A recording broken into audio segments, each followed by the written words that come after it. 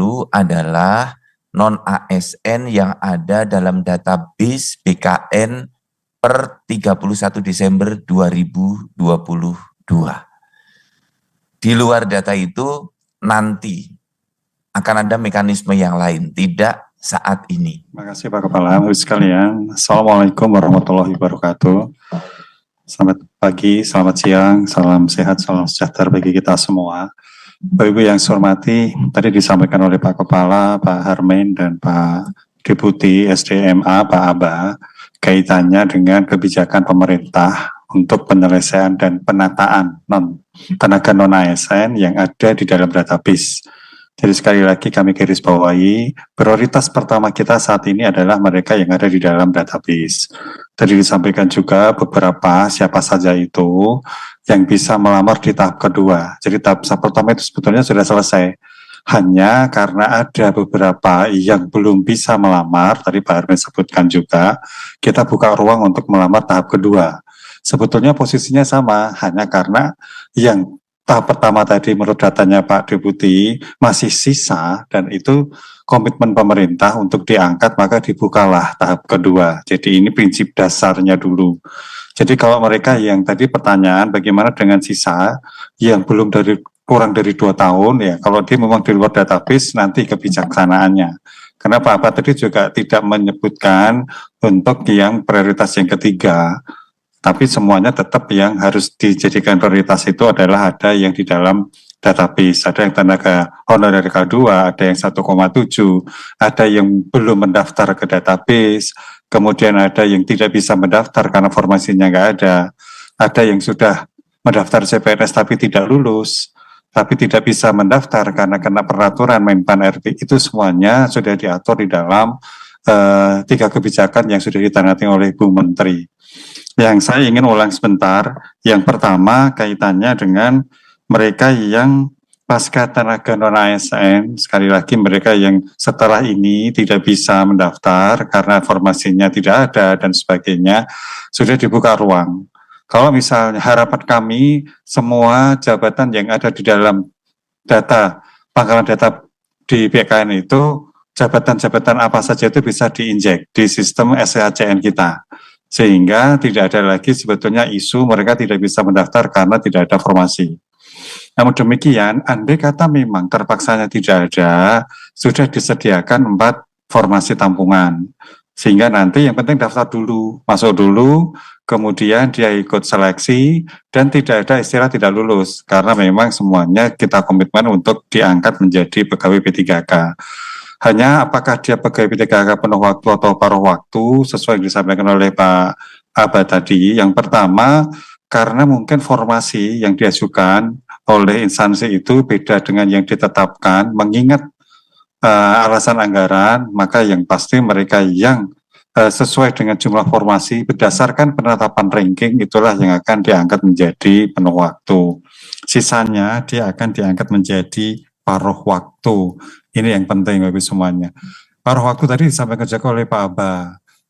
Khususnya mereka yang selama ini jadi isu nasional, sudah ikut seleksi CPNS, tetapi dia dinyatakan tidak lulus. Tidak lulus itu karena dia sudah ikut SKD, tidak lulus, atau SKD lulus tetapi SKB-nya tidak lulus, sehingga tidak bisa diangkat, maka yang bersangkutan itu tidak wajib ikut seleksi tahap kedua. Nanti hanya diangkat menjadi tenaga honorer paruh waktu. Tapi kalau misalnya dia mendaftar CPNS, belum sempat seleksi karena TMS pada waktu seleksi administrasi diberikan kesempatan untuk ikut seleksi tahap kedua. Jadi prinsipnya tidak bisa mereka mendaftar itu 2 tempat, yaitu untuk ketiga mohon PNS berdasarkan Permenpan 6 tahun 2024. Termasuk tadi ada pertanyaan bagaimana dengan jabatan pegawai atau petugas irigasi, ya. Moga-moga kalau misalnya di situ ada, ya daftar aja di situ, formasinya ada. Tapi kalau sampai tidak ada, kembali lagi ke jabatan tampungan. Sehingga tampungan ini harapannya bisa mengakomodir semuanya yang ada di dalam database BKN dan tidak ada alasan lagi tidak bisa mendaftar karena tidak ada formasi.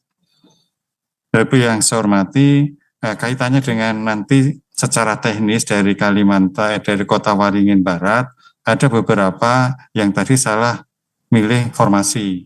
Nah, mekanisme nanti Pak Deputi yang akan menyampaikan, termasuk yang dia sakit kan nanti akan ikut tahap kedua, karena yang bersangkutan memang belum pernah ikut seleksi. Prinsip, jadi sekali lagi yang belum pernah ikut seleksi, ya, apakah itu tahap pertama dan tahap kedua, itu dia tahap pertama dan CPNS, maka dia ikut seleksi tahap kedua. Jadi kalau kemarin sudah ikut seleksi tahap pertama, sebetulnya tidak akan ada istilah tidak lulus, maka dia akan diangkat menjadi P3K. Apakah dia penuh waktu atau paruh waktu, itu tergantung nanti dari jumlah formasi, di posisi di berapa dianya, dan yang kedua kaitannya dengan yang berkaitan anggaran yang disediakan oleh instansi. Nah, tadi juga disampaikan oleh Pak Abah, kaitannya dengan mereka yang nantinya akan diangkat menjadi P3K paruh waktu, apabila yang bersangkutan itu ternyata memenuhi syarat untuk diangkat menjadi penuh waktu, dia akan diangkat menjadi penuh waktu. Syarat yang pertama tentu ada formasi yang diajukan dulu kepada Menpan. Yang kedua, kinerjanya tentunya sangat baik sehingga dia layak untuk diangkat menjadi P3K penuh waktu. Dan yang ketiga, tentu ketersediaan anggaran sehingga yang bersangkutan itu oleh instansi memang dimungkinkan untuk diangkat menjadi P3K penuh waktu. Bagi mereka yang diangkat sebelum Undang-Undang Aparatur Sipil Negara menjadi tenaga non-ASN, tetapi setelah 31 Desember 2022 dan itu tidak masuk dalam database, nanti kebijakannya akan menunggu selanjutnya. Apakah akan nanti diangkat dengan kriteria misalnya minimal dia masa kerja 2 tahun, nanti akan ada kebijakan dari pemerintah untuk menata ini. Sehingga sesuai dengan yang disampaikan oleh Pak Kepala tadi, intinya fokus kita adalah yang ada di dalam database BKN terlebih dahulu. Dari 1,7 tadi sudah ada beberapa yang diterima menjadi PNS, yang diangkat atau dia selesai lulus, nanti bukan lulus, istilahnya bisa diangkat untuk tahap yang pertama, maka sisanya itu akan diharapkan bisa mengikuti seleksi di tahap kedua, kecuali mereka yang tidak lulus CPNS dan sudah ikut seleksi SKD maupun SKP tinggal diangkat menjadi paruh waktu. Itu tambahan kami Pak Kepala, kami kembalikan ke beliau. Terima kasih Pak Waka. Selanjutnya Pak Abah, ada yang ingin direspon, kami persilakan. Ya, baik. Terima kasih Pak Kepala, Pak Waka, Bapak Ibu sekalian. Jadi yang pertama tadi yang masuk ke perisalah sudah jelas ya. Jadi kalau 7 ada 12 sesuai peringkat, nanti yang sisanya itu paruh waktu. Tapi ini pun bagi mereka sebagaimana disampaikan Pak Waka tadi, basis kita semuanya nih dari diskusi kita ini kita bicara tentang yang di dalam database BKN ya. Kemudian tadi yang kurang 2 tahun ya dia tidak memenuhi syarat, berarti sekali lagi fokus kita adalah ke yang database BKN ya. Tadi juga sudah disampaikan ya. Kemudian tadi yang tidak bisa mendaftar gitu ya, yang tidak bisa mendaftar kalau sepanjang dia dalam database BKN karena hal-hal yang disampaikan oleh Pak Waka tadi, karena TMS dan sebagainya belum mendaftar dan sebagainya gitu ya, itu kita buka ya setelah ini. Jadi dari kebijakan Pak Kepala nanti akan buka itu. Jadi tidak ada masalah gitu ya. Kemudian tadi yang paling penting saya ingin menggarisbawahi, tadi ada yang non-ASN tapi melamar ke CPNS, dia lulus tapi dia bukan database, maka dia tidak masuk ke dalam kriteria di kebijakan kita yang baru. Jadi mereka pun yang ikut mendaftar di CPNS itu adalah bagi mereka yang memang tadi ada dalam database BKN sudah seleksi tapi nggak lolos SKD atau SKB gitu ya. Termasuk kalau yang tidak hadir karena sakit dan sebagainya, itu pun orang yang ada dalam database itu sudah bisa ya. Jadi nggak ada masalah karena dia akan ikut ke tahap kedua. Barangkali ini Pak Kepala, Pak Waka yang dapat kami tambahkan. Terima kasih. Terima kasih Pak Deputi. Teknis di Pak Harmen. Silakan Pak Harmen untuk bisa dijelaskan membukanya bagaimana, pengajuannya bagaimana. Monggo. Baik, terima kasih Pak Kepala, Pak Waka, dan Bapak Ibu semua. Saya akan menambahkan beberapa hal yang apa yang tadi sudah disampaikan oleh Pak Kepala maupun Pak Waka, tetapi saya juga akan fokus juga menjawab apa yang disampaikan oleh Pak Rendra. Bagaimana solusinya pada saat mereka kemudian salah dalam memilih formasi? Konkretnya apa yang harus dilakukan oleh teman-teman instansi? Teman-teman instansi perlu bersurat ke Kepala BKN, Seki Kedeputian Sistem Informasi dan Digitalisasi.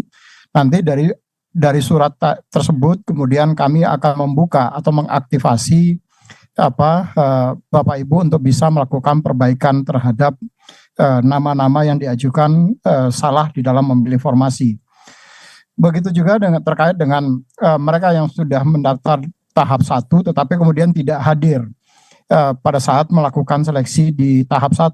Tadi misalnya apakah dia karena sakit, apakah dia karena sedang melaksanakan ibadah misalnya, dan di dalam surat Menpan yang baru mereka kemudian diberikan kesempatan untuk bisa mengikuti seleksi di tahap kedua.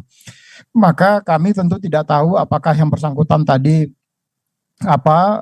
memang hadir atau tidak hadir, maka perlu teman-teman instansi bersurat ke Kepala BKN, Seki, Deputi Sistem Informasi untuk nanti kami buka dan kami tampilkan data-data para orang-orang yang kemudian tidak hadir pada saat di dalam pelaksanaan seleksi di tahap 1 yang lalu.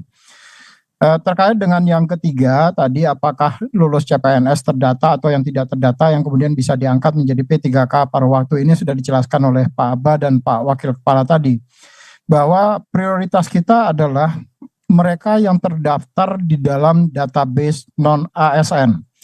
Nah, di dalam catatan kami, tadi kami sudah menyampaikan bahwa mereka yang terdaftar di dalam database non-ASN BKN yang mengikuti seleksi kemarin itu sebanyak 62.445 orang. Setelah kita melakukan pengolahan hasil, yang lulus sampai dengan akhir, yang mendapatkan formasi CPNS itu sebanyak 5.302 orang, dan yang tidak lulus seleksi CPNS sebanyak 57.143 orang.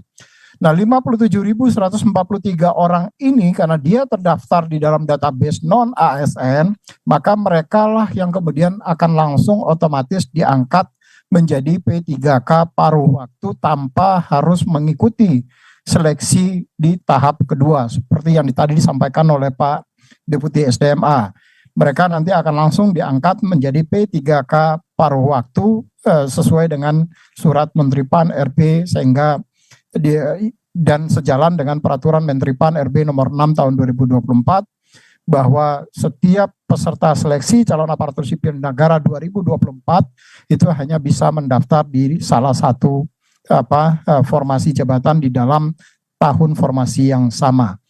Nah, itu yang pertanyaan dari Pak Rendra tadi terkait dengan bagaimana mekanismenya dan tentu dengan konfirmasi surat dari Bapak Ibu kami akan membuka link yang bersangkutan sehingga bisa dilakukan perbaikan terhadap data-data yang bersangkutan, karena apakah itu karena salah pemilih formasi, apakah karena memang tidak hadir pada saat mengikuti seleksi di tahap 1 kemarin. Itu mungkin tambahan dari kami Pak Kepala. Terima kasih Pak. Rekan-rekan semuanya, hari ini kita sudah menyampaikan beberapa kebijakan baru untuk melakukan adopsi dan adaptasi terkait dengan beberapa masalah yang belum selesai. Nah, untuk itu kita sudah berusaha seoptimal mungkin dan perlu dukungan dari Ibu Bapak serta seluruh pegawai honorer yang sudah terdata dalam database 2022 untuk mendaftar. Nah, sebab kalau nggak mendaftar, pintunya nggak ada lagi untuk masuk ke dalam sistem. Nah, ini yang belum mendaftar masih ratusan ribu. Ini data bergerak terus, pendaftaran termonitor terus secara sistem, tapi masih ada ratusan ribu. Waktu tinggal hari ini dan besok. Oleh karena itu, Ibu Bapak sebagai closing dari acara ini, saya minta pertama 14 kantor regional BKN untuk bersama-sama dengan rekan-rekan pengelola SDM di provinsi, kementerian dan lembaga untuk melakukan blasting informasi ini secara meluas. Mudah-mudahan langkah kita ini dirahmati oleh Allah Subhanahu wa taala untuk memudahkan para honorer mendapatkan status sebagai ASN.